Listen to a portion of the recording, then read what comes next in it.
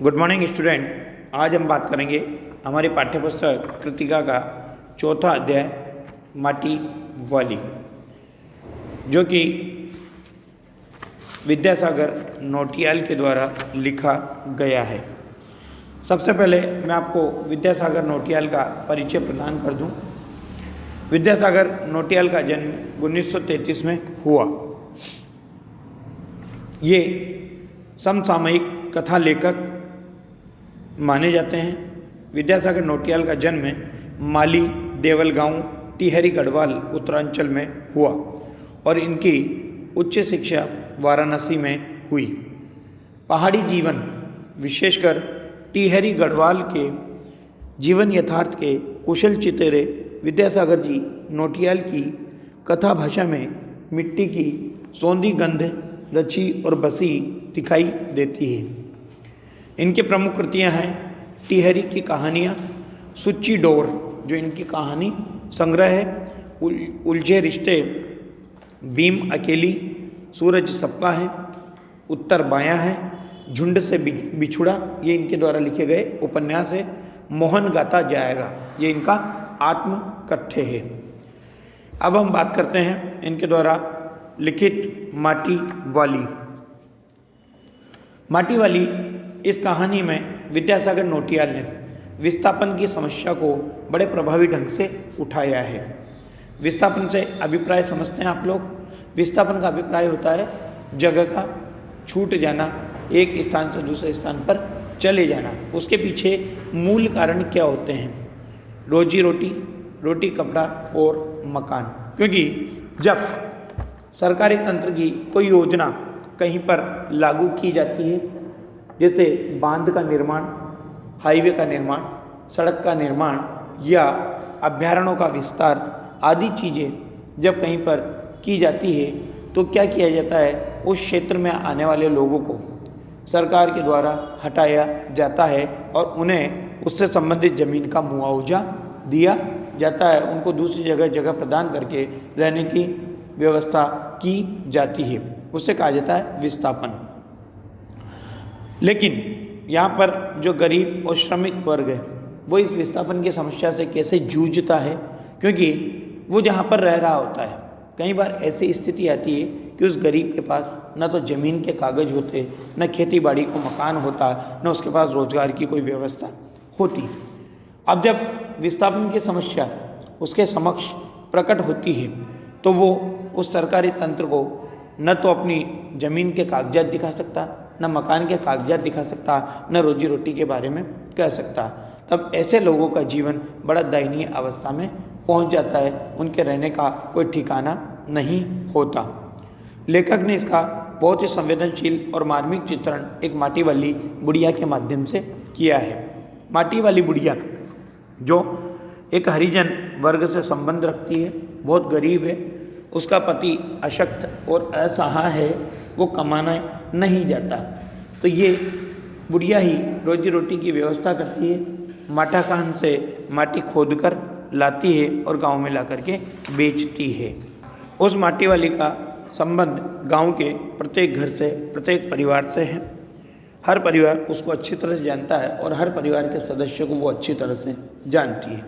परंतु उस माटी वाली के जीवन का एक विकट समय, एक विकट अध्याय कब प्रारंभ होता है? जब टिहरी बांध का निर्माण हो रहा होता है और डूब क्षेत्र में आ रहे लोगों को विस्थापित किया जा रहा होता है। तब वो बुढ़िया जो दो समय की रोजी रोटी का जुगाड़ करती है, उसके लिए समस्या हो जाती है कि वो कहाँ पर जाए। उससे सरकारी तंत्र के अधिकारियों के द्वारा कागज़ों के बारे में पूछा जाता है तो वो कागज़ों के लिए मना कर देती है। उसके पास किसी चीज़ का कोई कागज़ नहीं होता। वो जहाँ रहती है उससे अपना सब कुछ मानती थी, परंतु आज वो भी उससे छिनता हुआ या उजड़ता हुआ दिखाई देता है। तो उस माटी वाली गरीब बुढ़िया के माध्यम से यहाँ पर तो माटी वाली के लिए समस्या खड़ी हो जाती है कि वो इस विस्थापन की समस्या का मुकाबला कैसे करे। तब वो कहती है कि गरीब का शमशान नहीं उजड़ना चाहिए, अर्थात जो जैसी अवस्था में वो रह रही है वो उसे सुखद जीवन मानती है। उसका जीवन 2 रोटी की जुगाड़ में निकल जाता था। 2 वक्त की रोटी कैसे मिले वो उसी में सोचती थी। अगर कहीं से उसे 2 रोटी मिलती थी तो वो सोचती थी कि कितनी तो अपने पति को खिलाए और कितनी स्वयं खाए। सोचो ऐसी के साथ जब विस्थापन जैसी विकट समस्या उपस्थित होती है तो ऐसी जीवन जीने वाली, ऐसे दुखद जीवन का सामना करने वाली वो महिला कहाँ पर जा कर के रहेगी। इसका बड़ा मार्मिक संवेदनशीलता से चित्रण लेखक के द्वारा किया गया है। तो प्रारंभ करते हैं हम अपना अध्याय, जिसमें उस बुढ़िया का परिचय दिया जा रहा है और क्या कार्य करती है वो ये बताया जा रहा है, तथा साथ में लोगों के साथ उसका व्यवहार कैसा है, वो आजीविका के लिए कैसे प्रयास करती है, उसका चित्रण यहाँ पर किया गया है। शहर के सैमल का तप्पड़ मोहल्ले, ये यहाँ पर सैमल का तप्पड़ जो है वो मोहल्ले का नाम है। सैमल का तप्पड़ मोहल्ले की ओर बने आखिरी घर की खोली में पहुंचकर उसने अपने दोनों हाथों की मदद से अपने सिर पर धरा बोझा नीचे उतारा। वो बोझा किसका था? उस कंटेनर का जिसमें वो मिट्टी भर के लाती थी। और वो मिट्टी क्यों लाती थी कि घर के चूल्हे चौकों की लिपाई के लिए वो मिट्टी लाया करती थी। मिट्टी से भरा एक कंटर यानी कनस्तर, उसका नाम क्या था? माटी वाली। यहाँ पर देखिए उसका पर्टिकुलर नाम नहीं दिया गया है, केवल वो मिट्टी का व्यवसाय करती है इसलिए उसको माटी वाली के नाम से संबोधित किया गया है। टिहरी शहर में शायद ऐसा कोई घर नहीं होगा जिसे वह न जानती हो या जहाँ उसे न जानते हो। घर के कुल निवासी, बरसों से वहाँ रहते आ रहे किराएदार, उनके बच्चे तलक प्रत्येक व्यक्ति उसे अच्छी तरह से जानते हैं। घर घर में लाल मिट्टी देते रहने के उस काम को करने वाली वो पूरे गांव में एक अकेली बुढ़िया है। उसका कोई प्रतिद्वंदी नहीं है। उसके बगैर तो लगता है जैसे टिहरी शहर के कई एक घरों में चूल्हों का जलना तक मुश्किल हो जाएगा। वह न रहे तो लोगों के सामने रसोई और भोजन कर लेने के बाद अपने चूल्हे चौके की लिपाई करने की समस्या पैदा हो जाएगी। भोजन जुटाने और खाने की तरह रोज की एक समस्या। घर में साफ और लाल मिट्टी तो हर हालत में मौजूद रहनी चाहिए, इसलिए लोग उससे मिट्टी मंगवा करके पहले से ही रखते हैं। चूल्हे चौकों को लीपने के अलावा साल 2 साल में मकान के कमरों दीवारों की गोबरी लिपाई करने के लिए भी लाल माटी की ज़रूरत पड़ती रहती है। अब लाल माटी की ज़रूरत पड़ती है तो शहर के अंदर तो कोई माटा खान है नहीं, तो भागीरथी और भीलांगना ये नदियों के नाम हैं। भागीरथी और भीलांगना 2 नदियों के तटों पर बसे हुए शहर की मिट्टी इस कदर रेतीली है कि उससे चूल्हों का लिपाई का काम नहीं किया जा सकता। आने वाले नए नए किराएदार भी एक बार अपने घर के आंगन में उसे देख लेते हैं, अर्थात उस माटी वाली को देख लेते हैं, तो अपने आप माटी वाली के ग्राहक बन जाते हैं, क्योंकि चूल्हा चौका तो उनके यहाँ भी चलता है उनको लिपाई के लिए, और जहाँ पर रह रहे हैं उस मकान की लिपाई के लिए उनको भी मिट्टी की आवश्यकता पड़ती है। तो जब वो आते हैं तो उस माटी वाली को वो भी पहचान जाते हैं। घर घर जाकर माटी बेचने वाली नाटे कद की एक हरिजन बुढ़िया है माटी वाली। अंडरलाइन करना, ये उसके शारीरिक व्यक्तित्व का चित्रण है कि उसका कद कैसा है, नाटा है अर्थात छोटे कद की है, और वो किस वर्ग से संबंध रखती है? हरिजन वर्ग से संबंध रखती है, और उसका नाम क्या है? माटी वाली। शहरवासी सिर्फ माटी वाली को ही नहीं जानते, उसके कंटर को भी अच्छी तरह से पहचानते हैं। कंटर वो कनस्तर, वो लोहे का डब्बा जिसमें वो मिट्टी भर करके लाती है। रद्दी कपड़े को मोड़कर बनाए गए एक गोल डिल्ले के ऊपर, डिल्ला जिसे अपने यहाँ पर देसी भाषा में चूमला कहा जाता है, जिसके ऊपर गांव की महिलाएं मटके घड़े लेकर के आती है, तो वैसे ही एक गोल डिल्ले के ऊपर लाल चिकनी मिट्टी से छुलबुल भरा कनस्तर टिका रहता। छुलबुल यानी पूरी तरह से भरा हुआ। उसके ऊपर किसी ने कभी कोई ढक्कन लगा हुआ नहीं देखा। अपने कंटर का इस्तेमाल में लाने से पहले वो उसके ऊपरी ढक्कन को काट कर निकाल करके फेंक देती है। क्यों? ताकि उसे मिट्टी खाली करने में समस्या का सामना न करना पड़े। ढक्कन के न रहने पर कंटर के अंदर मिट्टी भरने और फिर उसे खाली करने में बड़ी आसानी रहती है। उसके कंटर को ज़मीन पर रखते रखते सामने के घर से 9-10 साल की एक छोटी सी लड़की जिसका नाम यहाँ पर बताया गया है कामिनी है। कामिनी दौड़ती हुई वहाँ पर पहुँचती है और उसके सामने खड़ी हो जाती है। अब उसे देखिए कैसे उसका रोजगार चलता है। मतलब एक घर में मिट्टी डालने जाती है और दूसरे को ज़रूरत होती है तो दूसरे भी क्या करते हैं, उसे अपने यहाँ पर बुला लेते हैं। तो यहाँ पर भी कामिनी आती है और इसे अपनी माँ का आदेश सुनाती है और कहती है कि मेरी माँ ने कहा है ज़रा हमारे यहाँ भी आ जाना। तो वो माटी वाली जवाब देती है अभी आती हूँ। घर की मालकिन ने माटी वाली को अपने कंटर की माटी कच्चे आंगन के एक कोने पर उंडेल देने को कहा। और अब रोटियां बनी हुई थी तो रोटियां देने से पहले भी देखो कैसे यहाँ पर वार्तालाप किया जाता है कि तू बहुत भाग्यवान है, चाय के टाइम पर आई है हमारे घर। भाग्यवान आए खाते वक्त, क्योंकि उसके भाग्य में था कि उसे आज रोटी नसीब हो रही थी। वो अपने रसोई में गई और 2 रोटियां लेती आई। रोटियां उसे सौंप कर और फिर अपने रसोई में घुस गई। इस प्रकार से उस बुढ़िया को उस दिन खाने के लिए क्या मिल गई, रोटियां मिल गई। तो देखिए माटी वाली के पास अपने अच्छे या बुरे भाग्य के बारे में ज़्यादा सोचने का वक्त नहीं था। क्यों? क्योंकि उसके पास जो समय था उसका उपयोग वो किस में करती थी, 2 समय की रोटियों के जुगाड़ में किया करती थी। उसके पास ऐसा कुछ था नहीं जिसको वो कहीं पर लगाने का, कहीं पर कमाने का सोचती। घर की मालकिन के अंदर जाते ही माटी वाली ने इधर उधर तेज निगाहें दौड़ाई। क्यों? क्योंकि वो दोनों रोटियां मिली थी। अब मालकिन तो चाहती थी कि उसके सामने खाए और वो छुपा करके किसके लिए ले जाना चाहती थी, अपने बुढ़े के लिए ले जाना चाहती थी। तो घर की मालकिन के अंदर जाती माटी वाली ने इधर उधर तेज निगाहें दौड़ाई। हाँ, इस वक्त वह अकेली थी, उसे कोई देख नहीं रहा था। उसने फ़ौरन अपने सिर पर धरे डिल्ले के कपड़े के मोड़ों को हड़बड़ी में एक झटके में खोला और उसे सीधा कर दिया, फिर इकहरा कर दिया। खुल जाने के बाद वो एक पुरानी चादर के एक फटे हुए कपड़े के रूप में प्रकट हुआ। ऐसा क्यों किया उसने? क्योंकि वो क्या चाहती थी, उस रोटी को छुपा करके अपने पति के लिए लेकर के जाना चाहती थी।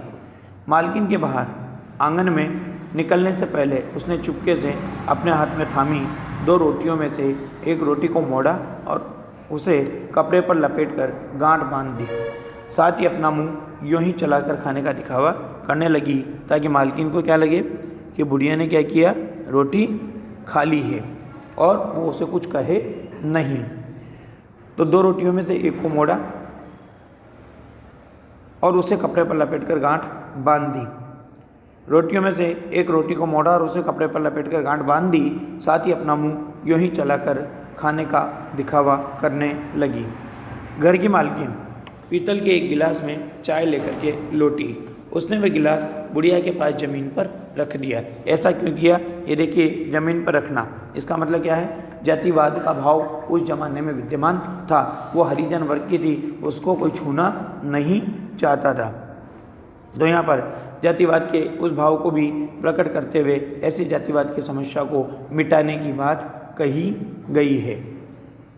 तो उस घर की मालकिन कहती है, ले सद्दा बासी साग कुछ है नहीं, अभी इसी चाय के साथ निकल जाए। कहने का मतलब है कि बची हुई सब्जी तो है नहीं, इसलिए चाय आई है तो चाय के साथ ही तू क्या कर, इस रोटी को निगल जा। माटी वाली ने खुले कपड़े के एक छोर से पूरी गोलाई में पकड़कर पीतल का वो गर्म गिलास हाथ में उठा लिया। अपने होठों से गिलास के किनारों को छुआने से पहले शुरू में उसने उसके अंदर रखी गर्म चाय को ठंडा करने के लिए सूसू करके उस पर लंबी लंबी फूंके मारी। तब रोटी के टुकड़ों को चबाते हुए धीरे धीरे चाय सुड़कने लगी और कहने लगी कि चाय तो बहुत अच्छा साग हो जाती है ठकुराइन जी। तो ठकुराइन जी जवाब देती है कि भूख तो अपने में एक साग होती है बुढ़िया, भूख मीठी की भोजन मीठा। देखिए, बात बिल्कुल सत्य भी है कि भूख मीठी या भोजन मीठा, अर्थात कहने का अभिप्राय है भूख मीठी होती है, भोजन मीठा नहीं होता। क्योंकि ध्यान रखना, भोजन कितना ही मीठा हो, लेकिन अगर आपको भूख नहीं लग रही होती है तो आप उसे ग्रहण नहीं करते, आप उसे स्वीकार नहीं करते या आप उसको नहीं खाते। परंतु अगर भूख लग रही होती है तो आपको रूखा सूखा जैसा भी मिलता है, अच्छा बुरा जैसा भी मिलता है, आप उसे तुरंत ग्रहण कर लेते हो, क्योंकि आपको केवल अपनी भूख मिटाने की चाहत होती है। तो बुढ़िया कहती है कि तुमने अभी तक पीतल के गिलास संभाल कर रखे हैं, पूरे बाजार में और किसी घर में अब नहीं मिल सकते ये गिलास। ऐसा क्यों कहा? क्योंकि ये आज की पीढ़ी के ऊपर व्यंग्य है कि पूर्वजों ने बड़ी मेहनत से, बड़ी मुश्किल से क्या किया था, एक एक पैसा बचा करके जिन वस्तुओं का संग्रह किया था, जिन धातुओं के बर्तनों का संग्रह किया था, आज की युवा पीढ़ी क्या कर रही है? कांच के, चीनी के, स्टील के बर्तनों के लोभ में, आकर्षण में आकर के उन पूर्वजों के द्वारा स्थापित की गई वस्तुओं को क्या कर रही है? बेच रही है और उनको बेचने पर तुली हुई है। अर्थात उन्हें पूर्वजों की मेहनत, बचत आदि का कोई महत्व पता नहीं है कि पहले कैसे पुराने लोग अपना पेट काट करके एक एक वस्तु का संग्रह किया करते थे।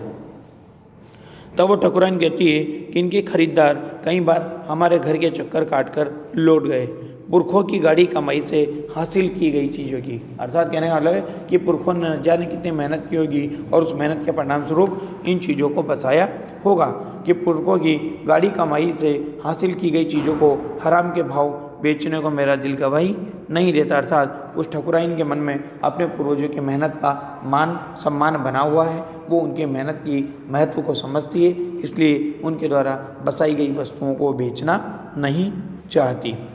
हमें क्या मालूम कि ऐसी तंगी के दिनों में अपनी जीभ पर कोई स्वादिष्ट चटपटी चीज़ रखने के बजाय मन महसूस कर 2-2 पैसा जमा करते रहने के बाद खरीदी होंगी उन्होंने ये तमाम चीज़ें। कहने का अभिप्राय ये है कि कैसे उन्होंने अपने स्वाद को मारा होगा, कैसे अपनी भूख को मारा होगा और कैसे उन्होंने मेहनत की होगी और कैसे इन वस्तुओं का संग्रह किया होगा, जिनकी हमारे लोगों की नज़रों में अब कोई कीमत नहीं रह गई। क्यों? क्योंकि आज का व्यक्ति केवल भौतिकता की चकाचौंध में अंधा हो रहा है और केवल दिखावे की वजह से चीनी के, कांच के, मिट्टी के या स्टील के बर्तनों को अपने घर में बसा रहा है। उसके लिए धातु की वस्तुओं की कोई कीमत नहीं रह गई है, धातुओं के बर्तनों की कोई कीमत नहीं रह गई है। बाजार में जाकर पीतल का भाव पूछो जरा, दाम सुनकर दिमाग चकराने लगता है और ये व्यापारी हमारे घरों से हराम के भाव इकट्ठा करके ले जाते हैं। अर्थात व्यापारी क्या करते हैं? ये पुरानी वस्तुओं का संग्रह करते हैं और हमें तो कम पैसा दे करके जाते हैं और बाद में इनको ज़्यादा पैसे में जा कर के बेच देते हैं। तो ये व्यापारी हमारे घरों से हराम के भाव इकट्ठा कर ले जाते हैं तमाम बर्तन भांडे। कांसे के बर्तन भी गायब हो गए हैं अब सब घरों से। क्यों? क्योंकि उन बर्तनों का महत्व आज के लोगों की निगाह में नहीं रह गया है। 17.5 मिनट का बन चुका था।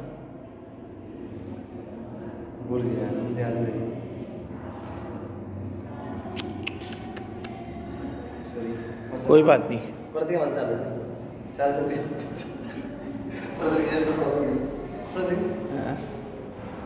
कोई बात नहीं।